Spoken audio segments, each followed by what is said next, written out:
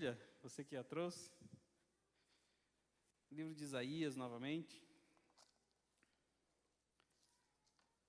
Capítulo 53, versículo 6. Isaías, capítulo 53, versículo 6. A Bíblia Sagrada nos diz assim: todos nós andávamos desgarrados como ovelhas. Cada um se desviava pelo seu caminho, mas o Senhor fez cair sobre ele a iniquidade de todos. Versículo 7. Ele foi oprimido e aflito, mas não abriu a sua boca. Como um cordeiro foi levado ao matadouro, e como a ovelha muda perante os seus tosqueadores, assim ele não abriu a sua boca. Feche sua Bíblia, seus olhos. Senhor, nosso Deus e nosso Pai, nós clamamos a Tua presença, pois sabemos que em Ti foram perdoados os nossos pecados. Nós sabemos, Espírito Santo de Deus, que o amor, honra e graça que decorre sobre cada um de nós através do Seu sangue, passou pelo último sacrifício. Pai, que nós possamos Te engrandecer, Te agradecer, recordar daquilo que o Senhor fez por cada um de nós e reconhecer que não podemos fazer nada além, Pai, da que as nossas forças humanas nos propõem, mas nós sabemos que o Teu braço forte, a Tua mão, nos sustém, Pai. Vem, Senhor Jesus Cristo, perdoando os nossos pecados, lavando nossas feridas, sarando todas as enfermidades e trazendo até a cada um de nós a esperança de que o amanhã está em Suas mãos e que nós sabemos, Pai, que pode vir o vento, pode vir a chuva, mas o sol ainda está a brilhar, porque o Senhor tem sustentado com o Seu braço forte a todos, de geração em geração, em nome de Jesus. Amém e amém. Podeis assentar, irmãos, fiquem à vontade. Irmãos, a palavra de Deus que nós lemos traz para cada um de nós um alento, traz para cada um de nós uma visão, de que Ele levou sobre si todas as nossas enfermidades. O castigo que nos traz a paz estava sobre Ele, e pelas Suas pisaduras, pelos Seus caminhos, por onde Ele andou, os nossos pecados e iniquidades e feridas perdoados e sarados. Mas, meu amado e querido irmão, Jesus Cristo, o apóstolo Paulo e outros pastores, profetas, apóstolos, nos fazem entender que não é simplesmente saber o que Jesus passou, mas é compreender o que Jesus passou. Nós nunca conseguimos entender o quão grande foi o sacrifício de Jesus na cruz do Calvário, porque nós nunca vamos passar pelo sacrifício. A palavra de Deus remete a nós pensarmos sobre o caminho que Jesus Cristo fez até a cruz do Calvário, e o profeta Isaías fala para nós o que foi acontecendo enquanto este caminho era passado. Ele fala sobre enquanto Jesus caminhava em direção ao seu propósito final, os nossos pecados iam sendo perdoados. No próximo passo que Jesus dava, as nossas feridas eram saradas. Em mais um passo que Jesus dava, as acusações eram tiradas. Mais um passo que Jesus dava em direção ao sacrifício, nós nos tornávamos participantes de um favor imerecido. E quando consumado o ato foi, nós alcançamos a tão poderosa e maravilhosa graça do Senhor Jesus Cristo. Coisa que nós não merecíamos, coisa que não poderia ser entregue a cada um de nós. E quando nós lemos no livro de Isaías sobre o último sacrifício, nós precisamos pensar sobre os sacrifícios que eram feitos, sobre as coisas que os antepassados nossos precisavam fazer para minimamente conseguir o perdão de um pecado. De acordo com o livro de Levítico e de acordo com o Velho Testamento, de acordo com o Pentateuco, nós descobrimos que as instruções que Deus dera a Moisés, elas eram de que cada pecado por um sacrifício. Então, se naquela época alguém transgredisse em alguma coisa, tinha ali uma instrução do sacrifício. Era pego animais, pego frutas, levados até Moisés, e Moisés preparava o altar. O altar não era como conhecemos hoje. Quando você olha aqui para frente e nós falamos altar, você imagina todo esse elevado. Mas o altar que a Bíblia Sagrada descreve no Velho Testamento era uma mesa preparada e adornada para os sacrifícios, onde as pessoas levavam os animais. E se você ler o livro de Levíticos, você vê que as instruções eram enormes. Corte-se com a faca tal, o irmão Tony ali sabe mais, diz, né, irmão Tony? O nervo tal, a espinha tal, a situação tal, e tinha que fazer igualzinho aquilo, porque para que Deus recebesse aquele sacrifício. O sacrifício que Moisés, Arão e os sacerdotes faziam ao Senhor pelo pecado do povo, eles teriam que ser perfeitos, para que aquele sacrifício fosse recebido pelo Senhor. Aí nós já ouvimos, e o próprio profeta Isaías fala, que o sacrifício subia como um cheiro suave às narinas do Senhor. Meu amado e querido irmão, um pensamento meu e uma instrução bíblica, eu acredito que Deus não gostava dos sacrifícios. Ele não se agradava dos sacrifícios, porque os sacrifícios eram feitos para que o povo se arrependesse. Por que eu digo isso? Alguém aqui gosta de repreender, de surrar, de dar palmadas em seu filho? Você preferia que ele andasse no caminho certo, não preferia? Você preferia que ele seguisse as orientações? Você adoraria que ele fizesse tudo certinho, não preferia? Em vez de você precisar surrar, em vez de você precisar bater, xingar, puxar, você gostaria que ele andasse no caminho para que não precisasse sofrer. Deus criou céus e terra, não para que céus e terra fossem poluídos, mas para que céus e terras fossem limpos, lindos, belos, a criação. Deus criou o homem não para que andasse perdido nos caminhos, mas Ele criou o homem para a adoração da sua grandeza. Deus não criou o homem para que transgredisse as suas leis e necessário fosse fazer sacrifícios. Deus criou o homem para que ele fosse pleno no seguir as orientações de Deus. Mas o homem não teve força de geração em geração ou de tempos em tempos para se manter puro perante aquilo que eram as orientações de Deus. Nós erramos, nós pecamos, nós saímos do caminho, nós voltamos para o caminho.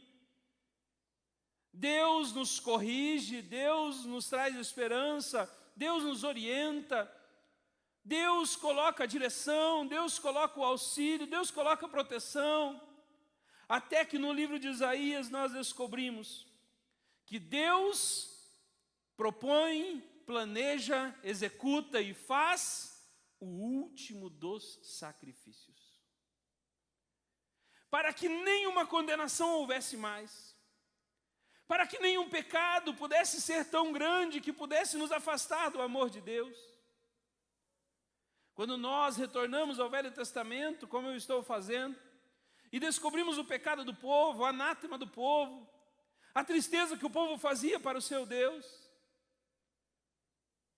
nós vemos que o povo se perdia muito fácil. Imagine falarem para você, olha, vai lá, vai nessa batalha, vai nessa guerra, que tudo eu vou te dar, simplesmente vá. Lute lá um pouquinho, vai lá, guerreie, e tudo eu vou te dar. Não precisa você pegar o que é dos outros, porque eu vou te dar aquilo que é teu. Aí Josué vai para a peleia, vai para a batalha, Acã esconde algumas coisinhas, e paga um preço, o povo todo paga um preço por aquilo que Acã tinha feito. Aí vai Deus e fala para Josué: Josué, não precisa negociar com ninguém. Onde você pisar, onde a planta dos teus pés pisarem, será teu. Aí chega Josué, lá num lugar chamado Gaza, e faz negociatas para não precisar guerrear. E até hoje nós vemos a dor que acontece por conta de Josué transgredir uma das palavras de Deus. Aí Jesus Cristo vem para que não houvesse mais nenhuma condenação e nenhum engano naquele que seria a última orientação e o último sacrifício. Deus não mudará mais na outra dispensação. Deus não se adequará mais para perdoar alguma coisa que nós não entendemos ou para mudar alguma regra a qual nós precisamos que mude. Deus não vai mais, meu amado e querido irmão, mandar de novo Jesus para morrer na cruz do Calvário. Ele já veio. Aí nós precisamos entender que vivemos não os últimos tempos. Isso não pode te preocupar. O que tem que te preocupar é que nós vivemos na última dispensação. Nós não vivemos na preocupação de que tudo está se acabando e Jesus vai voltar. Aquele que tem certeza da sua salvação, aquele que participa do culto de Santa Ceia, aquele que faz parte do corpo e do sangue de Cristo, ele não tem medo da volta de Jesus, ele aguarda ansiosamente a volta de Jesus. A nossa preocupação tem que ser que nós vivemos a última dispensação. Nós somos os últimos. Talvez não a nossa geração, mas nessa atual dispensação não haverá mais mudanças. Não haverá mais como nós mudarmos o entendimento daquilo que Deus escreveu, daquilo que Deus falou e daquilo que Deus deixou. Quando nós analisamos a carta de Isaías, que está no Velho Testamento, nós vemos que Isaías ele faz um aflorido de esperança para um povo. Não para o povo atual, mas para a geração que viria. Ele escreve dizendo: olha, virá um Messias que será o Salvador. Se nós fôssemos escrever algo de orientação para a geração futura, teria que ser, como Joel escreveu: cuidem-se, você não terá outra chance. Cuide-se, você não poderá errar. Cuide-se, é a última orientação, é a última folha do manual, é a última condição. Depois disso não virá Jesus Cristo, Salvador. Depois disso não virá o Espírito Santo, perdoando e sarando e entrando em comunhão conosco. Depois disso virá o fim. Isaías faz um clamor, explicando para nós a qual o sofrimento vicário do Senhor Jesus Cristo seria o sofrimento que abriria o caminho, o acesso e nos daria condições de viver a dispensação, a qual é a orientação de caminho para o céu. É como se nós estivéssemos entrando em uma casa e aí fizessem Adão e Eva, estão aqui na sala, nós passamos já da sala. Ah, mas agora vem o tempo da lei, é o quarto, nós já passamos pelo quarto. Ah, mas agora vem o tempo aí do silêncio de Deus, é a cozinha, vamos para a cozinha então.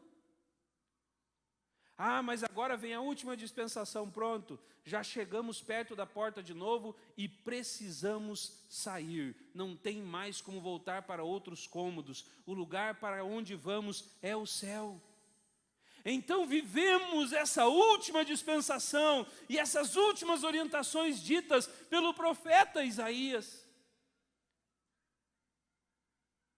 Quando Joel faz um choro e ele diz: anuncie de geração em geração, e as futuras gerações e os filhos dos seus filhos, e todos aqueles que Jerusalém, que a cidade, que Israel transgrediu os mandamentos, e houve destruição, veio o gafanhoto destruidor, o gafanhoto devorador, veio o gafanhoto e comeu o gafanhoto, foi uma miséria, mas voltem-se ao Senhor. Aí no livro de Joel nós vemos que no fim o povo volta ao Senhor, e tudo é perdoado, e tudo é endireitado, e tudo é colocado no seu lugar. Avisem aos seus filhos e aos filhos dos seus filhos, que as orientações que nós temos hoje, elas não mais mudarão, e elas são essenciais para nos dar acesso a entrarmos no céu. Não há mais outra condição, não há mais outras palavras. Há uma única coisa a se fazer: amar a Deus acima de todas as coisas, depois o teu próximo como a ti mesmo. Nisso procede todo o entendimento da lei, disse Jesus. E se nós andarmos fora do caminho do Senhor, as coisas passam, o tempo passa, a situação muda, e nós passamos desapercebidos e não entendemos o que Deus tem para nós. Quando eu penso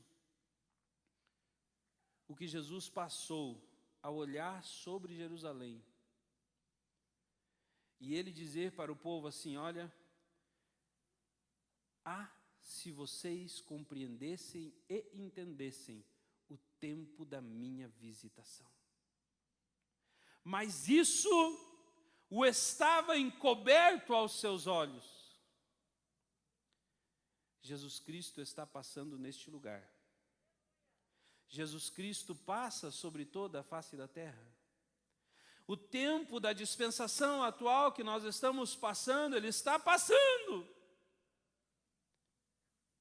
E nós não temos mais a desculpa de que os nossos olhos estão encobertos, de que não tivemos tempo, de que não tivemos condições, de que vamos esperar a próxima temporada da vontade de Deus. Não. Tudo o que nós precisamos saber já está descrito neste livro. O castigo que nos traz a paz estava sobre ele. E todas as pisaduras que ele dava nos levavam para mais perto de Deus. Que eu e você possamos compreender e entender que não podemos mais perder tempo, não podemos mais aguardar, não podemos mais dizer que vai passar, não podemos mais dizer que vai melhorar, não podemos mais dizer que vai piorar, não podemos mais dizer que haverá outra situação, não. Quando o céu se abrir, as trombetas tocarem e os cálices forem derramados, não haverá mais como suplicarmos, como pedirmos, como buscarmos uma correção. Não. Será tarde demais. Arrependa-se dos seus pecados enquanto há tempo. Volte o seu coração para o Senhor, pois Ele é poderoso para perdoar todas as nossas iniquidades. Então, ainda dá tempo de nós fecharmos os nossos olhos e nos concentrarmos em Deus, pois Deus ouvirá o nosso clamor e a nossa oração. Mas não perca o tempo precioso que é o tempo de Deus nas nossas vidas. Você sempre enxerga aqui uma mesa, e hoje nós enfeitamos, nós adornamos o altar, porque não existe mais uma mesa de sacrifício. O que existiu foi uma cruz que recebeu o último sacrifício. Quando você respeita aquilo que Jesus Cristo fez por cada um de nós, você passa a se tornar participante daquilo que Deus tem para cada um de nós. Dia dos Pais, como é gostoso um abraço de um pai, de um filho. Eu coloquei aqui esta cruz e este véu simbolizando o sangue, chegando nos dois lados onde tem Bíblias. Hoje, se você buscar a orientação do Senhor, talvez você não consiga abraçá-lo fisicamente. Mas quando você mergulhar no entendimento da Bíblia Sagrada, você sentirá Deus te abraçando com suas palavras de proteção, de graça e de amor. Então, todos os nossos pecados foram perdoados. Todas as nossas feridas foram saradas. Nada foi nos cobrado, nada foi nos imputado, faça isso para merecer aquilo. O que Jesus Cristo quer, nas suas pisaduras, no sacrifício que direcionou Ele à cruz do Calvário, é que eu e você, possamos amar a Deus e amar ao nosso próximo.